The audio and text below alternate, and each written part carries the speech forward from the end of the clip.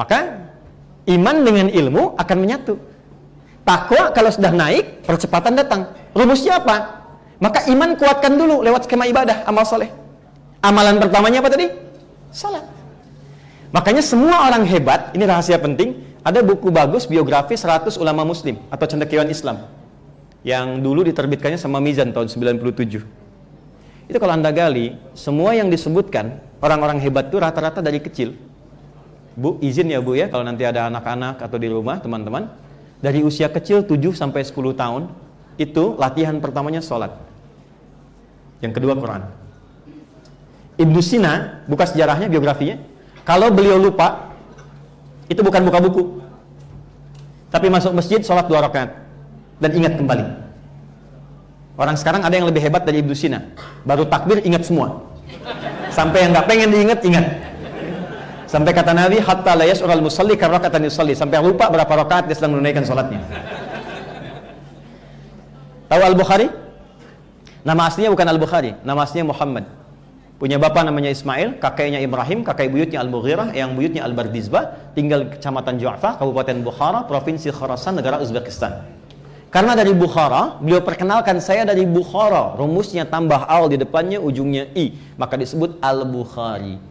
Usia 2 tahun matanya buta, maaf ditinggal ayahnya, ayah meninggal, usia 4 tahun matanya buta.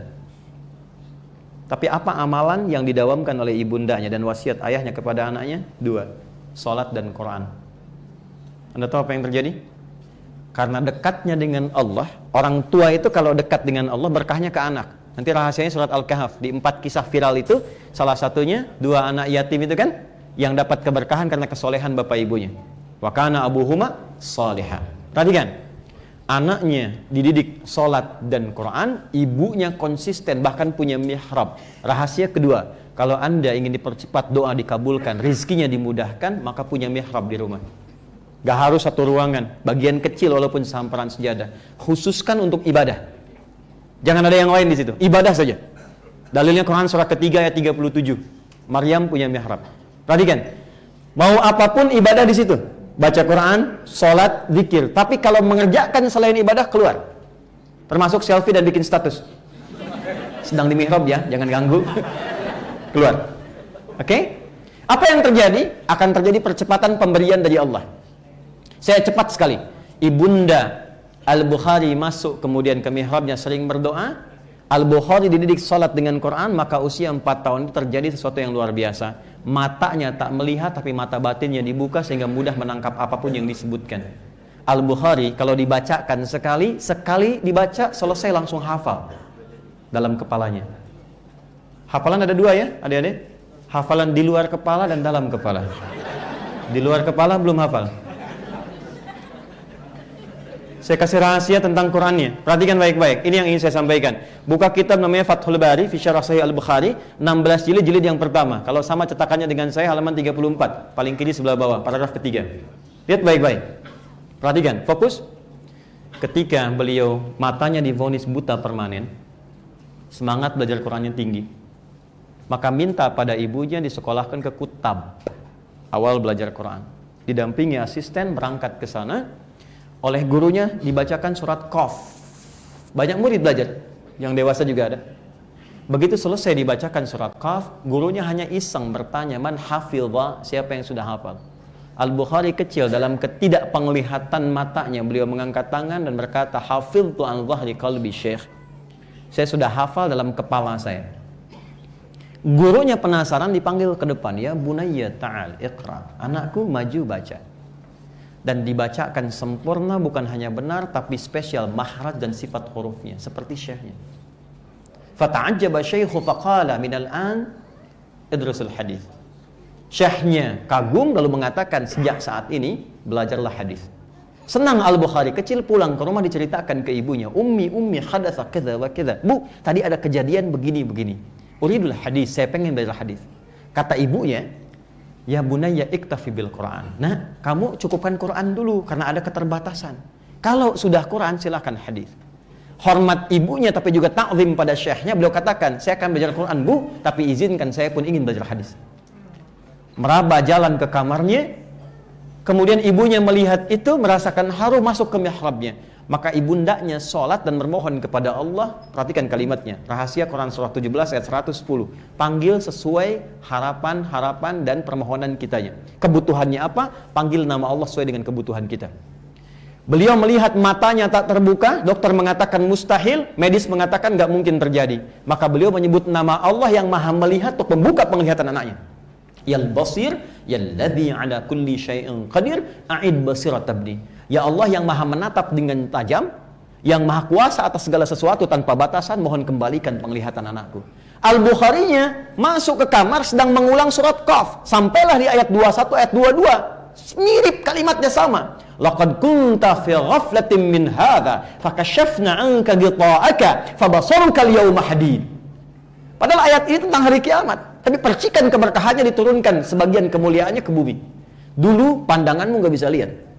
Sekarang dengan keagunganku akan dibuka sekatmu itu. Mulai hari ini engkau akan melihat kembali dengan tajam. Begitu sampai di ayat itu, ibunya berdoa bersamaan lelah tertidur.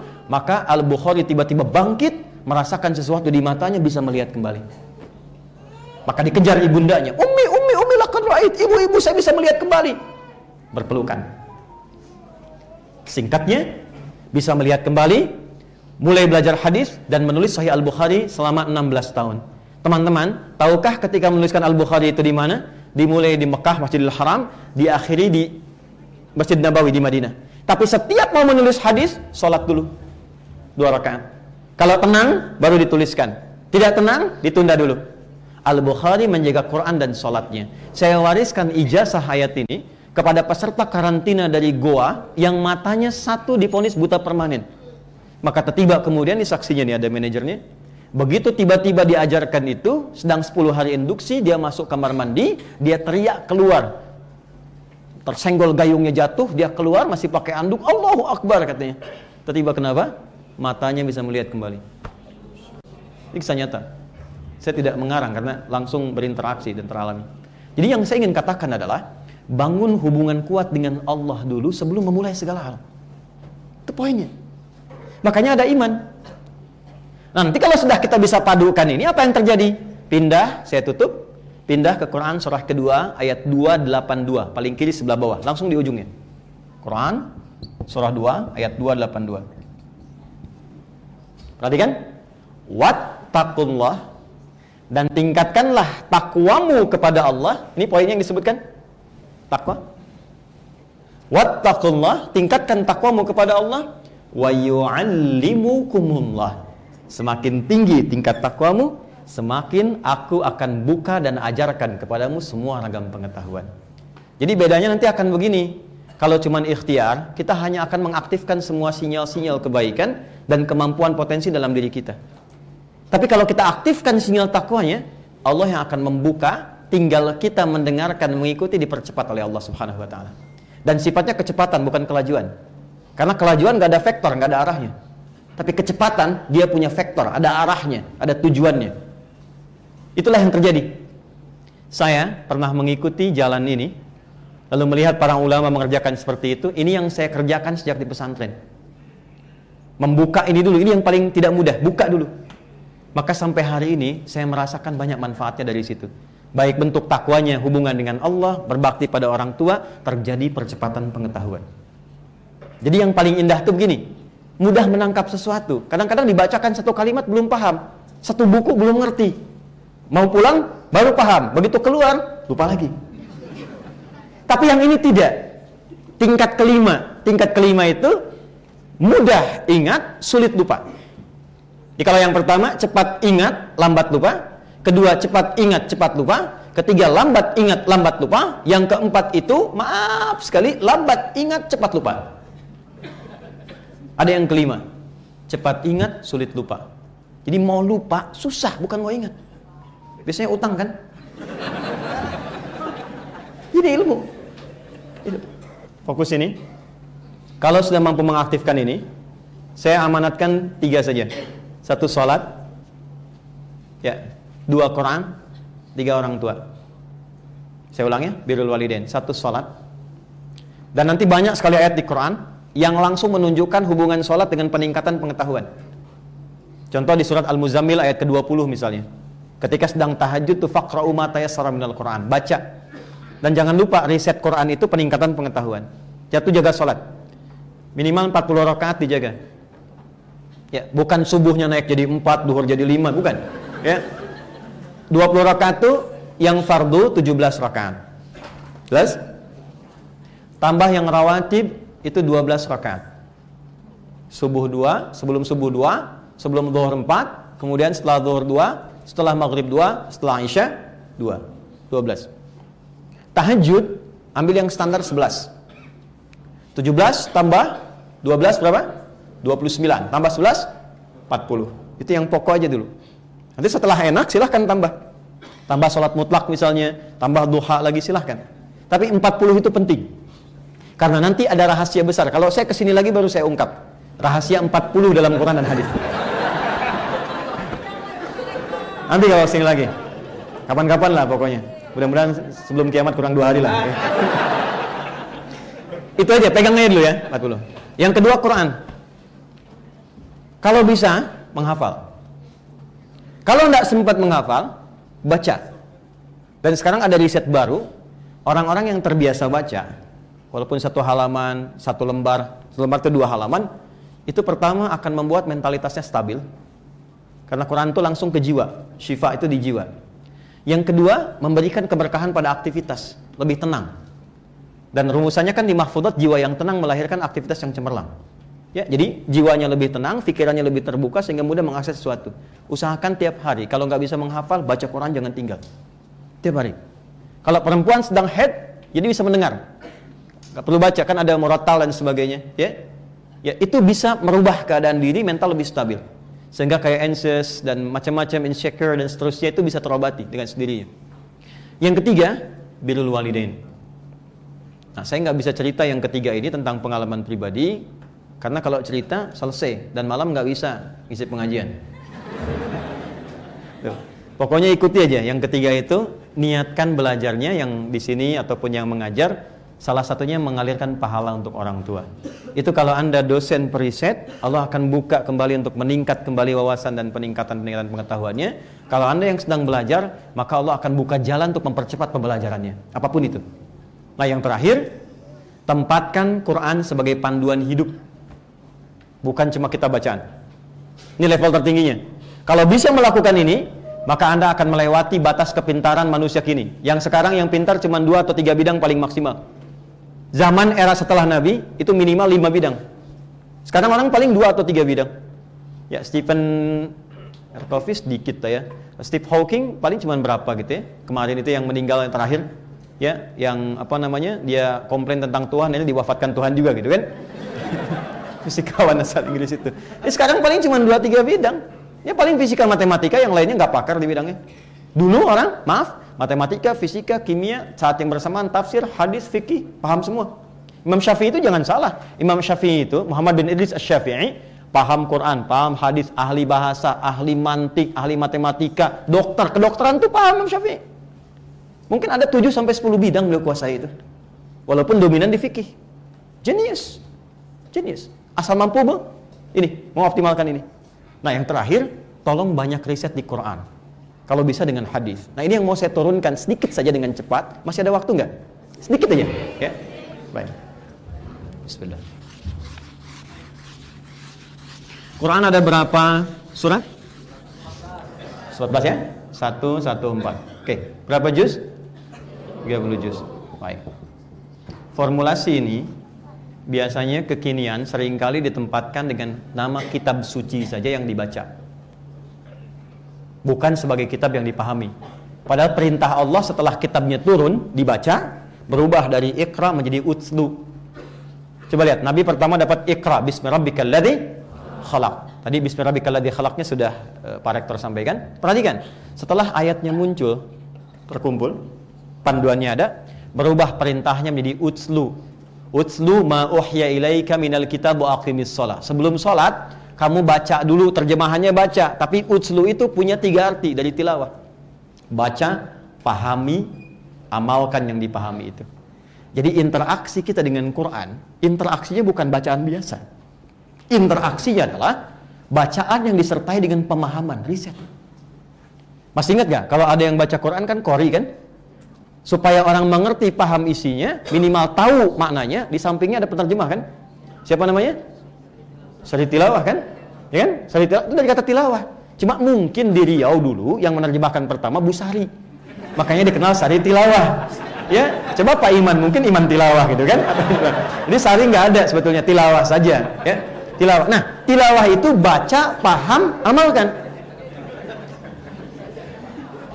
Saya cepat. Quran saat diturunkan itu sifatnya disebut oleh Allah itu kurikulum hidup, namanya hudan. Hudan itu kurikulum hidup. Tuh. Syahrul Ramadan alladzi unzila fihil Quran hudan lin nas, Quran surah 2 ayat 185. Nah, ini isinya Al-Fatihah sampai dengan An-Nas, itu kurikulum hidup kita ada di situ.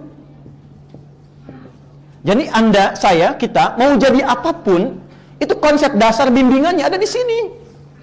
Ini yang akan mengangkat derajat kita. Ini yang akan menaikkan iman dan ilmu sekaligus. Yarfa'illahu alladhina amanu minkum walladhina utul ilma derajat. Ilmu yang dibuka lewat skema iman, konsepnya di mana di sini? Saya baca cepat ya, cuman gak usah ditulis, cepat aja. Dari belum lahir sampai meninggal, semua ada di sini. Sebelum kita dilahirkan, masih dalam kandungan ibunda kita, maka ayat tentang kandungan Quran surah ke-22 ayat yang kelima, prosesnya Quran surah ke-23 ayat 11 sampai dengan 13. Kemudian dalam proses kandungan itu sampai melahirkan, doanya Quran surah ke-7 ayat 189. Ketika kelahirannya, prosesnya merasakan bagaimana seorang ibu yang sedang mengandung, Quran sampai melahirkan, Quran surah ke-31 ayat 14 atau Quran surah ke-46 ayat ke-15. Dia terlahir, apa yang harus diberikan oleh ibu pertama kali, berapa lama durasi ASI diberikan, apa yang harus dilakukan oleh ayah ketika terlahir, Quran surah ke-2 ayat 233. Kemudian ketika mulai terlahir, dari usia 2 tahun setelah diberikan ASI 2 tahun itu ke pendidikan awalnya sampai dia balik, apa yang diberikan? Quran surah ke-31 ayat ke-13 sampai dengan ayat 19. Ketika dia mulai balik, apa yang diberikan? Pertama kali pendidikannya supaya dia mendekatkan diri dengan Allah Subhanahu wa taala. Maka muncul Quran surah ke-58 ayat yang ke-11. Cara belajarnya Quran surah ke-9 ayat 122 yang tadi dibacakan. Dia mulai dewasa, dia mulai merantau, mengenal orang, apa yang harus dioptimalkan? Quran surah ke-49 ayat ke-13. Dia mulai kenal dengan pasangannya. Hei, jangan lama-lama. Ya, cepat lakukan. Kalau Anda memang minat, lakukan, berikan lamarannya. Quran surah ke-4 ayat yang ke-4 terjadi pernikahan. Quran surah ke-30 ayat ke-21. Tapi sebelum menikah, kamu belajar dulu peran suami apa, peran istri apa, supaya nggak belajar di pertengahan jalan. Turun Quran surah ke-4 ayat 34. Jika terjadi perselisihan, hal-hal yang kemudian miskomunikasi, selesaikan. Kalau perlu cari bagian keluarga untuk menyelesaikannya. Quran surah ke-4 ayat 34 sampai 35. Nanti dibagi peran suami ketika mulai dia berjalan akan mulai mencari nafkah. Skemanya bagaimana? Yang standar Quran surah ke-2 ayat 168. Yang cepat pakai iman Quran surah ke-2 ayat 172. Yang lebih cepat lagi sebelum berangkat sudah disiapkan Quran surah ke-7 ayat ke-96. Kadang-kadang Anda yang dalam bekerja, beraktivitas, punya penemuan tidak mudah, akan menghadapi berbagai tantangan. Rincikan tantangannya Quran surah ke-2 ayat 214. Solusinya Quran surah ke-3 ayat 142. Rinciannya Quran surah ke-2 ayat 155 sampai 157. Nah, tantangan itu kadang ada yang ingin menyingkirkan Anda, menyungkurkan Anda di karir, di kedudukan, di bisnis, maka Allah turunkan amalan untuk menjaga Anda. Quran surah ke-17 ayat 79 sampai dengan ayat ke-81. Di titik ini, jangan anggap yang di rumah seorang ibu biasa saja. Perjuangannya kadang-kadang tidak mudah. Merawat anak, kadang dia berkata, apa yang harus dilakukan? Turun Quran surah ke-17, ayat 23 sampai dengan ayat 27. Anda berkembang luas, sampai karirnya bagus, usia 40 tahun sudah dapat sesuatu, apa yang harus dilakukan? Syukuri nikmatnya, bagi dengan orang tua. Turunlah Quran surah ke-46, ayat ke-15. Dari situ kemudian apa yang harus Anda kerjakan? Lihat saudara-saudara Anda. Mungkin Anda matang, tapi Anda punya kakak, punya ibu, punya paman, anak, adik, butuh perhatian. Maka keluarkan skema infak, Quran surah ke-2 ayat 215. Anda naik lagi hartanya, sampai cukup nisabnya untuk berbagi di luar keluarga Anda sehingga keluar zakat, maka keluarlah Quran surah ke-9 ayat ke-103. Kemudian dikeluarkan ke 8 golongan Quran surah ke-9 atau ayat ke berapa? Ayat ke-60. Kemudian dari situ Anda berkembang kembali. Semakin tua, semakin sepuh, semakin lupa, bahkan muncul masa pikunnya Quran surah ke-22 di ayat yang kelima. Dari situ jangan dikira Anda akan abadi selamanya, tidak. Boleh jadi Anda akan mendekati sifat-sifat dekat kematian. Belajar tentang kematian. Turunlah Quran surah ke-3 ayat 185. Kalau Anda ingin nyaman wafat, persiapkan diri menuju husnul khatimah. Quran surah ke-89 ayat 27 sampai dengan ayat ke-30. Kemana setelah Anda meninggal? Pelajari supaya siap-siap. Jangan dunianya nyaman, setelah meninggal gak dapatkan kenyamanan. Maka turunlah Quran surah yang kedua ayat 153 sampai 154. Rinciannya di Quran surah ketiga ayat 169 sampai dengan 172. Maka di situ ditunjukkan bagaimana kenikmatan di alam kubur. Setelah itu kemana? Setelah itu Anda akan kembali, terjadilah kiamat. Turunlah kemudian satu surah ke-75. Setelah itu Anda akan dihisab, Anda akan menentukan mana yang ke surga, mana yang ke neraka. Dari mana mana surga? Pelajari sebelum masuk ke situ. Surga yang mana? Persiapkan. Wal tanzur nafsum ma qaddamat liqad, sampai ke akhirat, sampai masuk surga. Quran surah ke-59 ayat ke-18. Surganya yang mana? Mau yang biasa-biasa? Quran surah kedua 25. Mau yang surga Firdaus? Quran surah ke-23 ayat 1 sampai dengan ayat 9. Mau surganya surga Aden sebagai ahli Quran memuliakan orang tua? Quran surah ke-13 ayat ke-berapa? 23 sampai 24. Rinciannya Quran surah 35 ayat 32 sampai dengan 33. Lalu kemudian Anda ingin surganya bersama Nabi, orang-orang soleh, orang jujur, sahabat yang pernah bertugas di bumi. Quran surah ke-4 An-Nisa ayat ke-69. Jangan coba-coba mampir ke neraka. Allah ingatkan, neraka-nerakanya yang paling ringan, yang paling standar. Cabut ubun-ubunnya, celupkan kayak teh celup, celup angkat, sekali celup hancur dengan kulitnya, dinaikkan, tumbuh lagi untuk merasakan bagaimana pedihnya azab. Quran surah ke-4 ayat 56. Yang paling dahsyat neraka jahanam. Jahanam itu ada yang bahkan sampai keraknya, kecium aja udah panas, apalagi sampai ke dalamnya. Maka yang masuk ke situ hati-hati, ada dua golongan, orang-orang kafir dan orang-orang munafik. Turunlah Quran surah ke-4 ayat 140, paling kiri sebelah bawah. Tapi ada kesempatan untuk bertobat untuk kembali. Quran surah ke-4 ayat 143-nya. Sampai di tengah-tengahnya bagaimana kalau 50-50. 50% soleh, 50% salah. Tempatkan di tengah-tengah, bukit yang tinggi, kelihatan surga, pengen cepat ke surga, nggak mau dengar berisik di neraka. Susah dia berpaling, sehingga dia berharap rahmat Allah. Tempat tinggi yang bisa melihat semua disebut dengan A'raf. Maka turunlah surah ke-7 surah Al-A'raf ayat 45 sampai 47. Mana yang nggak ada di Quran?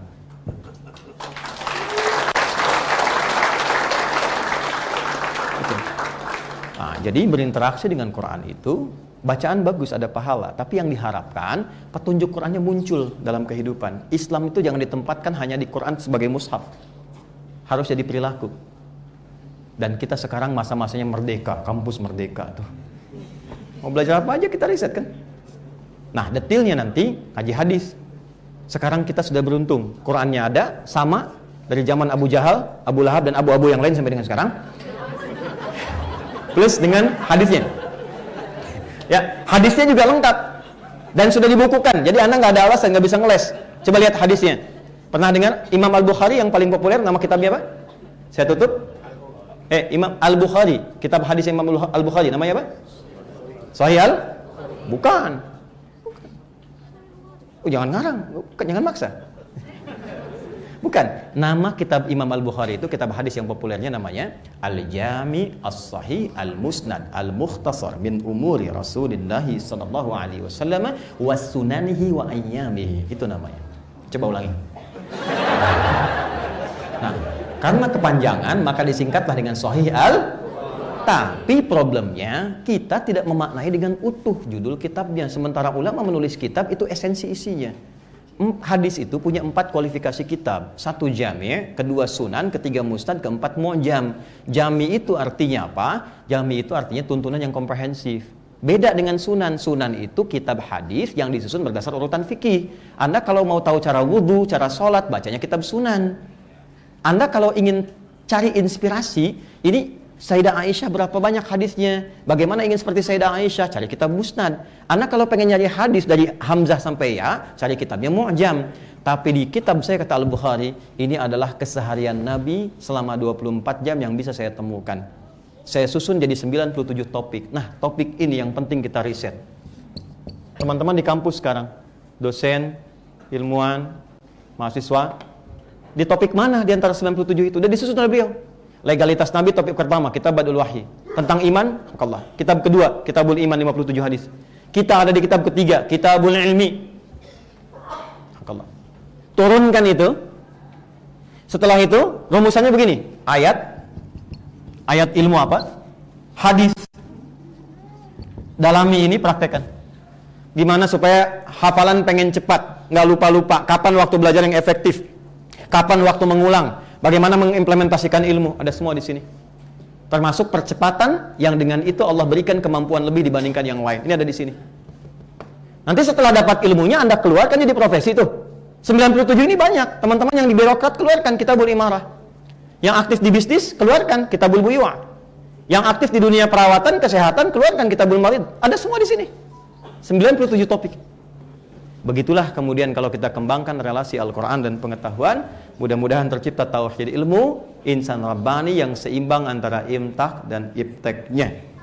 Ya, dan tidak cukup dengan amin, saya kira kita harus mulai dari kampus ini untuk memberikan inspirasi ke berbagai negeri. So, I want to be commit with my commitment before I going to talk to all of you. So, I want to support insyaAllah this campus, this college. to serve any program that you need to support, inshallah, just inform us, inshallah. This, please notice, certification that anything, everything that this campus need to support, is well to support, inshallah, right?